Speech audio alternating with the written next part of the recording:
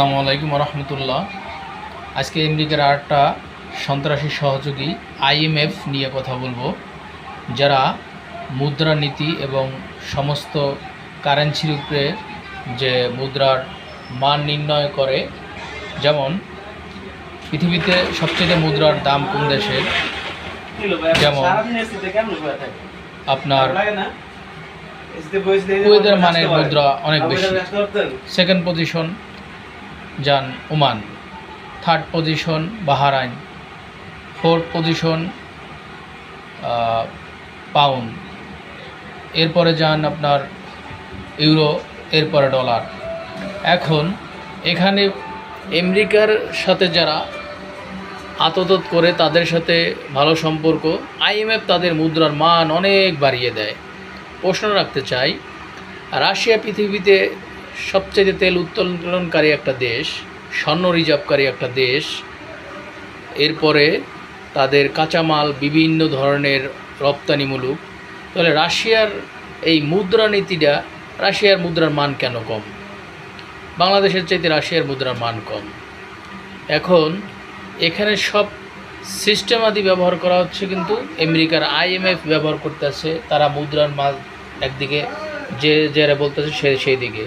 এখানে কেন বিশ্ব মোড়লরা যেমন রাশিয়া, চীন সবাই কিন্তু চুপ। ইরানের যে অর্থনৈতিক অবস্থা, ইরান কি আমাদের দেশের চাইতে ভালো অবস্থা না খারাপ অবস্থা নেই? ইরানের মুদ্রার মান আমাদের দেশের মুদ্রা চাইতে অনেক কম। মানে আমেরিকা চাইছে ওখানে মুদ্রার মান কমাই দেখাও আইএমএফকে। এখানে এই বিষয় নিয়ে কোনো মুসলিম বাদশাহ হোক, কোনো ইহুদি বাদশাহ হোক, খ্রিস্টান বাদশাহ, কেউ কিন্তু কোনো কথা বলতেছে না। আমেরিকাকে দেখেন, রাশিয়া, চীন যত যেই হুমকি দেখ, উত্তর কোরিয়া অমুক করিয়ে তমুক করিয়ে, সবাই কিন্তু আমেরিকাকে কর দিয়ে চলতে আছে। আমেরিকার বিরুদ্ধে কেউ কথা বলতেছে না। আমেরিকার বিরুদ্ধে একমাত্র আলেম সমাজ, মুসলিম সমাজ যারা ইমানদার, তারা কথা বলতেছে। এরদোগান অনেক ফাঁক ফোকর দিয়ে চলে যাচ্ছে। এরদোগান এখনও যে তার যে 20 বছর সে ক্ষমতায়, সে তার এই যে 20 বছরের ভিতরে সে কিন্তু আমেরিকার সাথে মিল দিয়ে চলছে। দেশের অবস্থা কী হয়েছে, তার এক পর্যায়ে দেশের অবস্থা খারাপ হয়ে গেছে। এই দোকানে এই কিছুদিন আগে একজন নারী গভর্নর, সে নাকি কোরআনের একজন হাফেজ, নারী গভর্নর দিয়ে সে দেশটার অর্থনৈতিক ডেভেলপ করতে চাইছে, যেটা আল্লাহ বিরোধী। এরপরে সে সুদের হারকে বাড়িয়ে দিচ্ছে, সে নাকি হাফেজ। এটা তার সাথে, হাফেজের সাথে কিভাবে যায়? এখন এই আইএমএফ এবং এই আমেরিকা এই পুরা যে সুইপ সিস্টেম, এই সিস্টেমকে চেঞ্জ করার জন্য কোনো দিন রাশিয়া ভূমিকা নেয় নাই, চীন ভূমিকা নেয়, এদের সাথে তাল মিলিয়ে চলছে। এখন দেখেন, এই মুদ্রানীতির কারণে, আইএমএফের কারণে আপনার রাশিয়ার 600 বিলিয়ন আটকাইছে সুইপ সিস্টেমের মাধ্যমে আমেরিকা, 600 বিলিয়ন। এরপরে আপনার আফগানিস্তানের 700 কোটি টাকা, 700 কোটি ডলার আটকাইছে, চুরি করছে আমেরিকা, এখনও ফেরত দেয় নাই। কোনো কথা নাই, বিশ্ব মোড়ল, জাতিসংঘ মোড়ল, এই দালালটায় কোনো কথা বলতেছে না যে আফগানিস্তানের টাকা কেন দেওয়া হচ্ছে না। এরপরে মানবাধিকার সংস্থা, তারা কোনো কথা বলতেছে না, আফগানিস্তানের টাকা দেওয়া হচ্ছে না। তুরস্ক কথা বলতেছে না কেন?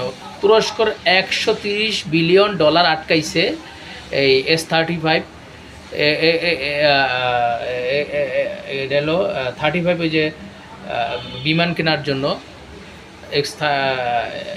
S-35 বিমান কেনার জন্য যে তাদের সাথে জয়েনে যে কোম্পানি খুলছিল তুরস্কর বিমানও দেয় না, আবার তুরস্ক 130 বিলিয়ন ডলার আটকে ফেলাইছে। তুরস্ক কিন্তু নিশ্চুপ, টাকা দেয় না, টাকার সুদ চাবে না, টাকা ইনভেস্ট করা হয়েছে সেই ক্ষতিপূরণ চাবে না, তুরস্ক কিন্তু চায় না। এরদোগান কিন্তু ভাবে আছে, তার সাথে তাল মিলাইয়া তার সাম্রাজ্যবাদী, তার আরামায় টিকে রাখতেছে। আমি বলবো না যে এটা এরদোগানের এমন আছে, তার রাজনীতির দক্ষতার ভুল। দ্বিতীয়ত হলো আপনি যে ইরান, মূলত ইরানকে দিয়ে, ইরানের সাথে আমেরিকার ভালো একটা সম্পর্ক আছে, এটা মানে টপ সিক্রেটভাবে ইরানকে দিয়ে পুরো মিডল ইস্টকে ভয় দেখায়। আর মিডল ইস্টকে ভয় দেখিয়ে ইরানের মাধ্যমে ইরানকে দিয়ে ভয় দেখিয়ে মিডল ইস্টের সব দেশের কাছে অস্ত্র বিক্রি করে আমেরিকা, এই তাদের বিশালই। আর সর্বপ্রথম কিন্তু দেখেন, মুসলিম উম্মাহ যদি যেমন এরদোগানের সবার সাথে ভালো সম্পর্ক, ডলারকে যদি এরকম রাশিয়া, চীন এবং আপনার তুরস্ক, এরকম সবাই মিলে যদি বলতো যে ডলার কারেন্সিকে আমরা বয়কট করলাম, এর মাধ্যমে আমরা কোনো মাল কিনবো না, বেচবো না, ডলার আমাদের দেশে চলে না। কিন্তু এই সিস্টেমে কেউ যায় না, তার জীবনের ভয়ে তার সাম্রাজ্যবাদী চলে যাবে। এটা সিস্টেমে এই ডলারের বিরুদ্ধে গিয়েছিল কর্নেল গাদ্দাফি, তাকে মেরে ফেলানো হয়েছে। ডলারের বিরুদ্ধে গিয়েছিল সাদ্দাম হোসেন, তাকে মেরে ফেলানো হয়েছে। এরকম ডলারের বিরুদ্ধে যারা কথা বলেছে এরকম তাদেরকে চাপিয়ে দেওয়া হয়েছে। আর ডলারকে পৃথিবীতে মানে বাজারজাত করানোর জন্য সবচেয়ে ভূমিকা রেখেছে সৌদি আরব। এই তেলের মার্কেটকে দিয়ে ডলারকে বিস্তার করা হয়েছে। অতএব আমরা এই বিষয়ে সতর্ক থাকব, যত পারবো ডলারের বিরুদ্ধে প্রচারণা চালাবো।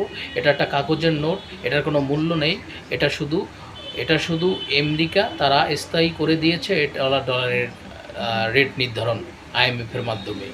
অতএব আমরা এটা কাগজের নোট, আমাদের টাকার যে ভ্যালু আমরা মনে করব তাদের টাকারও এই ভ্যালু। অতএব আমাদের টাকার যদি ভ্যালু না থাকে তাদের টাকার ভ্যালু থাকবে কেন? তাদের লোহা লক্কর কিনে আমাদের হাজার হাজার কোটি টাকা নিয়ে যেতেছে একটা লোহা লক্কর কিনে। আমরা লোহা লক্কর শিল্প কেন স্থাপন করতেছি না? আমাদের দেশে অস্ত্র শিল্প কেন উৎপাদন করা হচ্ছে না? আমাদের দেশে কোনো মিসাইল উৎপাদন করা হচ্ছে না? আমাদের দেশে কোনো ট্যাঙ্ক উৎপাদন করা হচ্ছে না? এগুলো নিয়ে ভাবতে হবে। বুদ্ধিজীবী আছে, এরা হলো মদ খাবে আর শুধু হইলো যে ওই সরকার থাকবে তাদের সাথে ঢুকঢুকি বাজাবে। এইসব বুদ্ধিজীবীদের নিয়ে চলা যাবে না। ইমানদার বুদ্ধিজীবী নিয়োগ করুন, যারা আমাদের বিজ্ঞ আলেম, তারা অনেক মেধাবী, তারা আল্লাহর জ্ঞান, আল্লাহর এই পবিত্র কোরআন থেকে জ্ঞান নিয়ে চলে। তাদের এই জ্ঞানকে দেশের জন্য, সরকারের জন্য ব্যবহার করুন, অনেক উন্নতি হবে মদখোরের চাইতে। ওগুলা বুদ্ধিজীবী নামে বুদ্ধিজীবী, ওগুলার নাপাক, ওগুলার কাছ থেকে দুর্গন্ধ ছাড়া আর কিছুই পাওয়া যায় না। অতএব সতর্ক হন প্রত্যেকটা মানুষ। আমরা এই আমেরিকার ষড়যন্ত্রের মাধ্যমে প্লাস আমাদের দেশের উন্নতির মাধ্যমে আমরা আমেরিকার এই যে সন্ত্রাসী কর্মকাণ্ড সেগুলো আমরা তুলে ধরবো সমস্ত বিশ্বের কাছে ইনশাআল্লাহ।